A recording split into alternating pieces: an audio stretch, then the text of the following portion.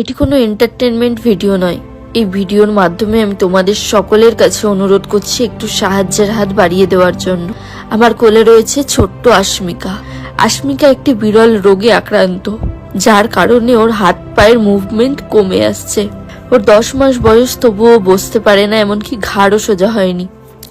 ওর ট্রিটমেন্টের জন্য একটা ইঞ্জেকশন প্রয়োজন, যার দাম 16 কোটি টাকা।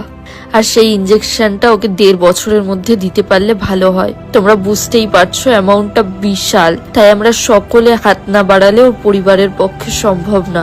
আমরা সবাই কি পারি না এই ফুটফুটে মেয়েটার মুখের হাসি অটুট রাখতে?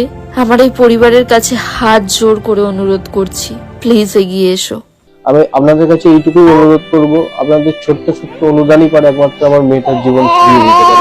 দয়া করে আমাদের এই কঠিন সময় আপনারা পাশে থাকুন, আর এই ভিডিওটাকে যতটা পারবেন শেয়ার করুন, যাতে আরো মানুষের কাছে পৌঁছায়, যাতে আরো মানুষ যারা যারা ইচ্ছুক আছে আমার মেয়েটাকে সাহায্য করার জন্য, তারা যাতে এগিয়ে আসতে পারে।